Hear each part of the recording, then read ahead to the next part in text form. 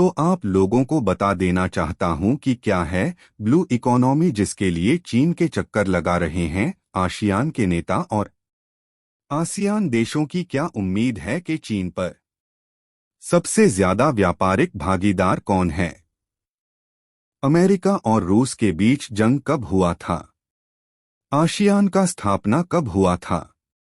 आई इसके बारे में जानते हैं। इससे पहले आप हमारे चैनल को सब्सक्राइब कर ले और वीडियो को लाइक करें ताकि हम आपके लिए ऐसे ही इंटरेस्टिंग वीडियो लेकर आते रहे। तो वीडियो को शुरू करते हैं। चीन और आसियान देशों के संबंध पुराने हैं। इनकी शुरुआत तब हुई जब चीन के तत्कालीन विदेश मंत्री ने 1991 में कियान किचेन ने कुआलालंपुर में आयोजित एक कार्यक्रम भाग लिया था। तब से आसियान और चीन के बीच संबंधों के 30 साल से ज्यादा हो चुके हैं। आसियान देशों के नेता चीन के चक्कर लगा रहे हैं। राष्ट्रपति चुनाव में जीत हासिल करने के बाद इंडोनेशिया के नवनिर्वाचित राष्ट्रपति प्रबोवो सुबियांतो अपनी पहली विदेश यात्रा पर चीन गए। यहां दोनों देशों में द्विपक्षीय बातचीत भी हुई। मंगलवार से लाओस के उप प्रधानमंत्री सेलुमक्से कोमासित भी चीन पहुंच गए हैं। वियतनाम के विदेश मामलों के मंत्री बुइथान सोन और तिमोर लेस्ते के बेंडिटो डॉस सैंटोस फ्रीटास भी चीन की यात्रा करने वाले हैं। चीन में आसियान देशों की दिलचस्पी लगातार बढ़ रही है। चीन इसे आसियान देशों के साथ मजबूत हो रहे संबंधों के तौर पर देख रहा है, जबकि जानकार इसकी प्रमुख वजह ब्लू इकोनॉमी को मान रहे हैं। माना जा रहा है कि आसियान देशों के लिए चीन ब्लू इकोनॉमी, साझेदारी निर्माण और व्यापक रणनीतिक सहयोग के लिए जरूरी अंग बन गया है। इसीलिए आसियान देश लगातार चीन के चक्कर लगा रहे हैं। क्या है ब्लू इकोनॉमी? ब्लू इकोनॉमी यानी नीली अर्थव्यवस्था। इसका अर्थ समुद्री पर्यावरण के दोहन और संरक्षण से है।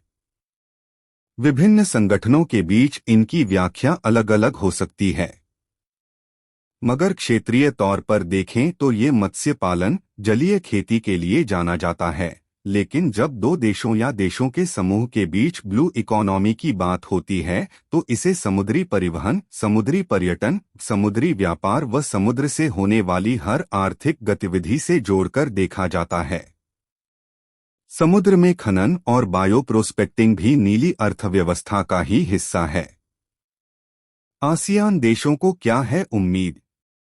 आसियान देश चाहते हैं कि चीन नीली अर्थव्यवस्था में बड़े पैमाने पर साझेदारी करे। इसके लिए आसियान देशों को फंड की भी जरूरत है। ग्लोबल टाइम्स की एक रिपोर्ट के मुताबिक अगर आसियान देश 2020 से 2050 तक ब्लू इकोनॉमी में $2 ट्रिलियन अमेरिकी डॉलर से $4 ट्रिलियन अमेरिकी डॉलर तक निवेश करते हैं तो उन्हें 8.2 ट्रिलियन से $22.8 ट्रिलियन डॉलर तक का शुद्ध लाभ मिल सकता है। चीनी विशेषज्ञों का मानना है कि ब्लू इकोनॉमी भविष्य की अर्थव्यवस्था है। इससे न केवल नीली अर्थव्यवस्था साझेदारी के निर्माण को बढ़ावा देने में मदद मिलेगी, बल्कि चीन और आसियान के बीच व्यापक रणनीतिक सहयोग पर भी इसका महत्वपूर्ण प्रभाव पड़ेगा। सबसे बड़ा व्यापारिक भागीदार है चीन, दूसरे नंबर पर है भारत। चीन और आसियान देशों के संबंध पुराने हैं। इनकी शुरुआत तब हुई जब चीन के तत्कालीन विदेश मंत्री ने 1991 में कियान किचेन ने कुआलालंपुर में आयोजित एक कार्यक्रम भाग लिया था। इसके बाद चीन आसियान देशों का भागीदार बना और 2009 से यह देश आसियान का सबसे बड़ा व्यापारिक भागीदार है। दोनों देशों के बीच तकरीबन 507 बिलियन अमेरिकी डॉलर से अधिक है। कोविड के दौरान भी दोनों देशों के बीच व्यापारिक संबंध जारी रहे। 2021 में चीन ने वर्चुअल सम्मेलन कर संबंधों के 30 साल पूरे होने पर एक कार्यक्रम भी आयोजित किया था। आसियान देशिया का दूसरा सबसे बड़ा भागीदार भारत है। अमेरिका रूस की जंग के बीच हुई थी आसियान की स्थापना। आसियान की स्थापना 1967 में बैंकॉक में हुई थी। Indonesia, Laos, Myanmar, Cambodia, Brunei, Philippines, Singapore, Thailand और वियतनाम इसके सदस्य हैं। जब आसियान देशों की स्थापना उस समय अमेरिका और सोवियत यूनियन के बीच शीत युद्ध चल रहा था।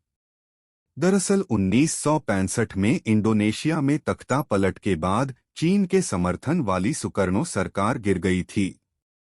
इसके बाद इंडोनेशिया और मलेशिया के बीच चल रहा युद्ध खत्म हो गया। इसके बाद ही आसियान की स्थापना की गई।